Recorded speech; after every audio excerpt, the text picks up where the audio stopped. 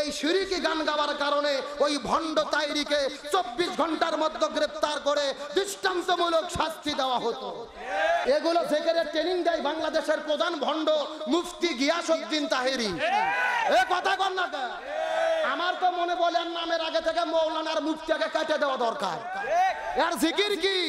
আমি কার লাগি সাজাইলাম কুঞ্জ যত্ন করে, আমি কার লাগি সাজাইলাম কুঞ্জ যত্ন করে, তুমি আইলা না গো মুর্শিদ, আইলা না গো রিজভি বাবা, আমার ভাঙা ঘরে আমি কার লাগি সাজাইলাম কুঞ্জ যত্ন করে। কথা কন মদিনার গোলামি আমায় দেই জালালি মোরে, মদিনার গোলামি আমায় দেইও মাশাআল্লাহ। এ আছে না নাই? যারা জিকির করে বাবার নামে, কেল্লা বাবা, ফতে বাবা, গরিব বাবা, মিসকিন বাবা, চিৎকার করে বলেন জিকির হবে কার নামে? আল্লাহ বলছেন ফাজকুরুনি আযকুরুকুম, তোমরা আমার জিকির করো, আমি আল্লাহ তোমাদের জিকির করব। সুবহানাল্লাহ বলেন। হাদিসের মধ্যে এসেছে 4টা শব্দ ছাড়া জিকির করা জায়েজ নাই। সহিহ শব্দে 4টা জিকির, সুবহানাল্লাহ, আলহামদুলিল্লাহ, লা ইলাহা ইল্লাল্লাহ, আল্লাহু আকবার। এই 4টা শব্দ ছাড়া যেই বক্তাগুলো জিকির করে এরা সুন্নাতে জিকির করে না, এরাই হলো ভণ্ডদের দালাল। এরকম ভণ্ড আছে না নাই? আর ওই গিয়াসউদ্দিন তাহেরি আলেমদের বিরুদ্ধে ফতোয়া দেয়, শাইখ আহমদুল্লাহর বিরুদ্ধে কাফের বলে ফতোয়া দেয়, অথচ নিজেই গান গাইতে যায় কাফের হয়ে যায়। গত 4 বছর আগে গান গিয়েছিল, আল্লাহর ধন রসুলকে দিয়ে আল্লাহ গেল গায়েব হয়ে। নাউজুবিল্লাহ বলবেন না? আর রসুলের ধন খাজাই পাইয়ে শুয়ে আছে আজমিরেতে, কেউ ফেরে না খালি হাতে খাজা বাবার দরবার থেকে। নাউজুবিল্লাহ কোন কত মারাত্মক কথা দেখেন। বলতেছে আল্লাহর ধন রসুলকে দিয়ে আল্লাহ গেছে গায়েব হয়ে, মানে আল্লাহর যত সম্পদ ছিল নবীকে দিয়ে আল্লাহ গায়েব হয়ে গেল। আল্লাহ নাই, আল্লাহর ক্ষমতা নাই, রসুলের ক্ষমতা নাই, ক্ষমতা খাজা বাবার। যার যা লাগে খাজা বাবার কাছে যাও, এমন কথা বললে কি মান থাকে? জোরে কোন ইমান থাকে? আমার তো মনে বলে বাংলাদেশ যদি ইসলামী রাষ্ট্র হতো, কোরআন হাদিসের আইন থাকতো, এই শিরকি গান গাওয়ার কারণে ওই ভণ্ড তাইরিকে 24 ঘন্টার মধ্যে গ্রেফতার করে দৃষ্টান্তমূলক শাস্তি দেওয়া হতো। এ বলে আল্লাহর ধন রসুলকে দিয়ে আল্লাহ গাছে গায়েব হইয়া। আমি বলছি না, শয়তানের ধন তাইরিকে দিয়ে শয়তান গাছে গায়েব হইয়া। কি বলবো আমি? একটু বলবো না? রাগ করতেছেন? কতক্ষণ বলবো?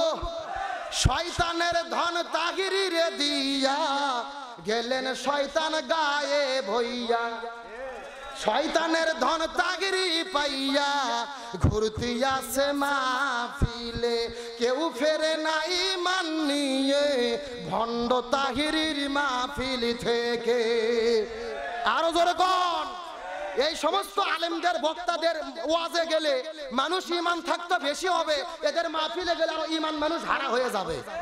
তবে ধরা পড়েছে মুফতি গিয়াসউদ্দিন তাহেরি, ধরা খাইছে তাহেরি। মুফতি আলী হাসান ওসামা তাকে চ্যালেঞ্জ করেছে 48 ঘন্টা, অনলাইন অফলাইন কোথায় পারবা আসো, তোমার সঙ্গে চ্যালেঞ্জ করব। মুফতি তারপরে তাহেরির কোনো খবর নাই, খুঁজে পাওয়া যাচ্ছে না। তার মানে বোঝা যায় শক্তের ভক্ত নরমের জম। কথা কর না কে? শাইখ আহমদুল্লাহ কথা বলে না, চুপ থাকে দেখে তার বিরুদ্ধে লেগেছে। তাহেরির বিরুদ্ধে ফতোয়া দিয়ে সালাউদ্দিন জিয়াদি, ও বলেছে তাহেরি হলো বাউল বক্তা, এই তাহেরির পেছনে নামাজ হলে, নামাজ পড়লে নামাজ হবে না। আল্লাহ আকবার বল। এটা আমাদের ফতোয়া না। আলাউদ্দিন জিয়াদি ওরি জাত ভাই, ওরি ঘরনার ভাই, আটরশি দরবারের যিনি একটা আলেম, সে ফতোয়া দিল তার বিরুদ্ধে। আজকে আমরা শাইখ আহমদুল্লাহর পক্ষে কথা বললে তাহেরির ভক্তরা বলে আমরা শাইখের দালাল। আমরা বলতে চাই, ও তাহেরি ভাই, আলাউদ্দিন জিয়াদি কার দালালি করতেছে একটু প্রকাশ করো জাতির সামনে। ও বলতে এইরকম হক্কানি আলেম কি বাংলাদেশে আছে? কিছু কিছু মানুষের ধারণা যে মাথার 6 তলা টুপি, মুখের মধ্যে দাড়ি, হাতের মধ্যে তসবি, রাস্তাতে ঘোরে আর খায়, এরাই হলো হক্কানি আলেম। এরা হক্কানি আলেম নয়। হক্কানি আলেম যারা হবে নবীর মতো জেলে বন্দী হবে। হক্কানি আলেম যারা হবে জালেমের জুলুমের বিরুদ্ধে জিহাদের ময়দানে ঝাঁপিয়ে পড়বে। এরকম হক্কানি আলেম বাংলাদেশে আছে 2-4 জন, যারা আছে তারাই ভেতরে গেছে। কথা কর না কে? এই জন্য আমি বলেছি বাংলাদেশের সব আলেম হক্কানি আলেম না, বাংলাদেশের আলেম হলো 5 প্রকার। জোরে বলেন কত প্রকার? আরো জোরে, গভীর মনোযোগ বোঝার চেষ্টা করবেন। বাংলাদেশের আলেম হলো, ভুল বললাম 5 প্রকার নয়, বাংলাদেশের আলেম হলো 4 প্রকার। 1 নম্বর সরকারি, 2 নম্বর দরকারি, 3 নম্বর তরকারি, আর 4 নম্বর হলো দরবারি। আলেম হলো 4 প্রকার, 1 নম্বর সরকারি, 2 নম্বর তরকারি, 3 নম্বর দরবারি, আর 4 নম্বর হলো দরকারি। চিৎকার করে বলেন তো দেখি কত প্রকার? আরো জোরে। 1 নম্বর নাম কি? সরকারি। মুখস্থ করেন, বাংলাদেশের হুজুররা 4 প্রকার। 1 নম্বর হলো সরকারি, 2 নম্বর তরকারি, 3 নম্বর দরবারি, 4 নম্বর দরকারি। এই 4 প্রকার কারা কারা জানতে মন চায় না? 1 নম্বর হলো সরকারি হুজুর। সরকারি হুজুর কাকে বলে? সরকার সিদ্ধান্ত দেয় মসজিদের মধ্যে নামাজ পড়া যাবে না, এরা ফতোয়া দেয় ঠিক আছে। কথা কর না কে? সরকার সিদ্ধান্ত দেয় মাঠের মধ্যে নামাজ পড়া যাবে না, এরা বলে ঠিক আছে। মানে সরকার যেইটা সিদ্ধান্ত নেয় ওটাকেই সমর্থন জানায়। এইরকম সরকারি হুজুর আছে না নাই? আরো জোরে বলেন। সরকারি হুজুর কারা? এরা চাকরি পাওয়ার জন্য, টাকা পাওয়ার জন্য প্রশংসা করতে গিয়ে বলে মাননীয় প্রধানমন্ত্রী আপনি জান্নাতি মানুষ। নাউজুবিল্লাহ বলবেন না? তাহলে চিন্তা করেন তেল আর পাম কত প্রকার। চাকরি পাইয়া ইসলামী ফাউন্ডেশনে বসে দিয়ে ফতোয়া দিল মাননীয় প্রধানমন্ত্রী আপনি জান্নাতি, একেবারে জান্নাতের সার্টিফিকেট দিয়ে দিল। মনে হচ্ছে জান্নাতের নানার বাড়ির 2 প্লেট খিচুড়ি। এ কথা কর না কে? কে রে বাটপার, তুই জান্নাত পাবো কিনা তার গ্যারান্টি নাই, আর একজনের জান্নাতের গ্যারান্টি দিচ্ছে। এগুলো তেল আর পাম ছাড়া কিছু হতে পারে না। ডাইরেক্ট জান্নাতে বলার কি কোনো সুযোগ আছে? ফতোয়া দেওয়ার সুযোগ আছে? তাহলে এইগুলো হুজুরদেরকে কি বলে? সরকারি। জোরে বলেন কি বলে? এ নাসলের মুসলমান কতগুলো বোঝার চেষ্টা করবেন। 1 নম্বর হলো সরকারি, 2 নম্বর হলো তরকারি। তরকারি মানে হলো খাওয়া। হুজুর খাওয়া সেই দিকে, এরা সেই দিকে। যেখানে খাওয়া পায় ওই দিকে দৌড়ায়। সুদকুরের বাড়িতে খায়, ঘুষখুরের বাড়িতে খায়, জিনাখুরের বাড়িতে খায়। এমনকি যারা ভালো খাবার দেয় এদেরকে জান্নাতের সার্টিফিকেট দিয়ে দেয়। আরো জোরে বলেন। এলাকার মধ্যে একটা সুদখুর আছে, মাদ্রাসার মধ্যে যাওয়ার পরে 5 ব্যাগ চাউল দান করছে, ওরা দোয়া করে জান্নাত ঢুকে দেয়। এ কথা কর না কে? এরা হক বাতিল বোঝে না, এরা সত্য মিথ্যা বোঝে না। খাওয়া সেই দিকে, ওরা সেই দিকে। এরকম হুজুর আছে না নাই? দেশে কি হলো, রাষ্ট্রে কি হলো, সমাজে কি হলো, বিশ্বে কি হচ্ছে, মুসলমানরা কোথায় মার খাচ্ছে, এদের কোনো টেনশন নাই। এদের টেনশন খাওয়া। ডক্টর ইনায়েতুল্লাহ আব্বাসী বলেছে এই হুজুরদের নাম হলো ওলামায়ে হালুয়া রুটি। এ কথা কর না কে? মানে খাওয়া যেই দিক এরা সেই দিক। ওদের নাম কি? তরকারি। এটা কি হুজুর রে? তরকারি হুজুর। আর 3 নম্বর হলো দরবারি। কি বাড়ি? দরবার বোঝেন না? দরবার খানকা শরীফ, পীরের দরবার। এখানে পীর সাজে বসে আছে, বিশাল বড় বড় পেট, একেবারে গরু ছাগল হাতিয়ে আসতেছে, বসে থেকে খাচ্ছে। পেট এত বড় বানাচ্ছে মনে হচ্ছে 9 মাসে গর্ভবতী। মানে গর্ভবতী মেয়ে মানুষ দেখেও লজ্জা করে যে কেন সন্তান হওয়ার আগে আমাদের পেটও তো এত বড় ছিল না। এ কথা কর না কে? এদের দরবারে গরু আসে, ছাগল আসে, মুরগি আসে, হাদি আসে, ডিম আসে। এরা বসে বসে খায়। এদের খানকায় যে যত দান করে ওদের দোয়া করে জান্নাতের দরজা পার করে দেয়।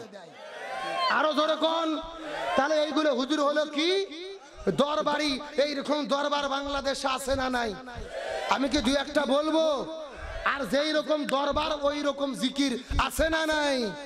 আল্লাহর ওলি খাজা বাবা, বিশ্বের ওলি খাজা বাবা, ফরিদপুরের কেবলা জাগান তোমার জন্য কান্দে বাবা, লক্ষ জাকের। এ কথা কোন? কথা কোন? 2 কান্দর 2 ফেরেশতা আছে না নাই? 2 ফেরেশতা কলম বাড়ি করে শুধু দাঁত দিয়ে কামড় দিচ্ছে। আল্লাহ বলছে কে ফেরেশতা তোমার কলম দাঁত দিয়ে কামড়াও কেন? ফেরেশতারা বলতেছে আল্লাহ আমরা তো বুঝবার পারিনি লিখবো কি। এ কথা কর না কে? কে রে কোরআন হাদিসে হো হা কোতাকুতি হুকা হুকি কোন জিকির আছে? এইরকম বাটপার আছে না নাই? আর আবার মাঝে মধ্যে গান বলে কি রহমান কাতিবিন রুজুয়াসরের দিন মাওলার কাছে যদি করে অভিযোগ আমি বলবো দুনিয়ায় ছিলাম ন্যাংটা বাবার লোক।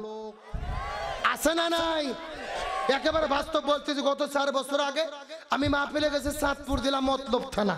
ওখানে যাওয়ার পরে কিছু লোক এসে বলতেছে হুজুর আমাদের এখানে ন্যাংটা বাবা আছে, হুজুর দেখতে যাবেন। কি বাবা?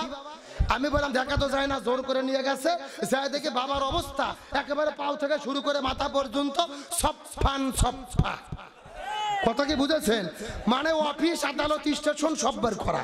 আমি তখন থেকে বলতেছে নাউজুবিল্লাহ, সাথে সাথে একটা মুরিদ বলতেছে নাউজুবিল্লাহ বলবেন না হুজুর, বাবার ভেতরে মাল আছে হুজুর। কি আছে? আমি বললাম কে রে পাগলা, মাল আছে, মাল তো দেখাই যাচ্ছে, ও মাল তো সবার মধ্যে আছে, নতুন কি মাল আছে ওটা দেখা। কথা কোন ঠিক কিনা? এইরকম বাটপার আছে না নাই? কিন্তু আমি বলতে চাই সাপের মুসলমান এরা হলো দরবারি হুজুর। জোরে বলেন কি হুজুর? এই দরবারি হুজুরদের বাংলাদেশে কোনো বিপদ, কিন্তু বাংলাদেশে কোন হুজুরেরা বিপদে পড়েছে? 4 নম্বর প্রকার হুজুর যাদের নাম হলো দরকারি। জোরে বলেন নাম কি? দরকারি হুজুর কারা?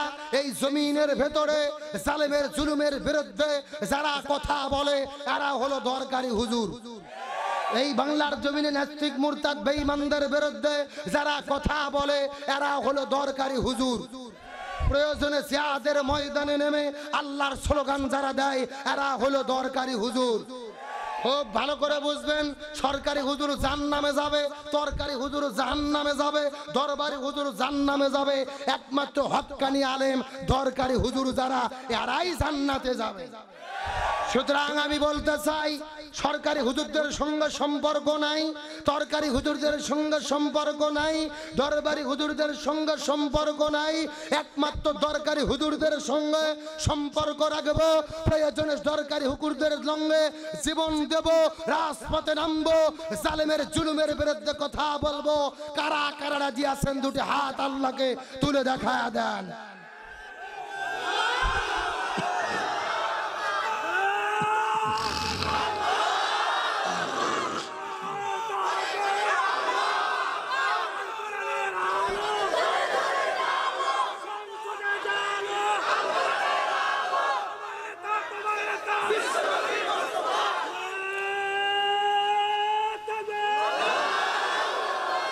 আপনাদের কি কষ্ট হয়?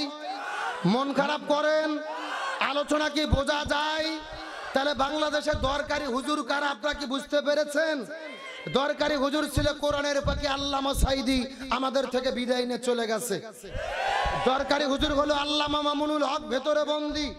দরকারি হুজুর হলো মুফতি আমির হামজা, হকের পক্ষে থাকে যারা, দরকারি হুজুর হলো তারা।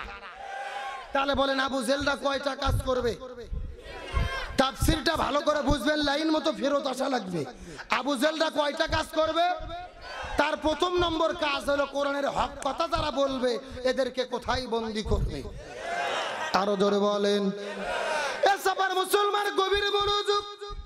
অসুস্থ মানুষ আমি আপনাদের মধ্যে বেশি কথা বলতে পারবো না, মেসেজ দিয়ে বিদায় নেব। আবু জেল্লা 3টা কাজ করবে। প্রথম নম্বর কাজ হলো কোরআনের হক কথা যারা বলবে জেলে বন্দি করবে। আর 2 নম্বর কাজ হলো আলেমদেরকে জেলের মধ্যে বন্দি করার পরে যদি তাদেরকে দ্বীনের পথ থেকে ফিরানো না যায়, ইসলামের পথ থেকে ফিরানো না যায়, কোরআনের পথ থেকে ফিরানো না যায়, 2 নম্বর কাজ হলো ইয়াকতুলুকা, প্রয়োজনে তারা তাদেরকে হত্যা করে বিদায় করে দেবে। এই বাংলাদেশে কোরআনের কথা বলার কারণে, সত্য কথা বলার কারণে, হকের পক্ষে থাকার কারণে কত আলেমদের গলার ভেতরে ফাঁসির দড়ি ঝুলাইয়া বিদায় করে দেওয়া হয়। এই জন্য 1 নম্বর জেলে বন্দি করবে, 2 নম্বর হত্যা করবে। আর 3 নম্বর কাজ হলো এই জমিনের ভেতরে যে আলেমদের জনপ্রিয়তা বেড়ে যাবে, যে আলেমদের মাহফিলে লক্ষ মানুষের উপস্থিত হবে, যে আলেমদের মাহফিলে লক্ষ লক্ষ যুবকেরা দৌড়ে দৌড়ে যাবে, এই আলেমদেরকে দেশের মধ্যে থাকতে দেবে না। লিখুরিজুকা, এদেরকে তারা দেশ থেকে বের করে দেবে।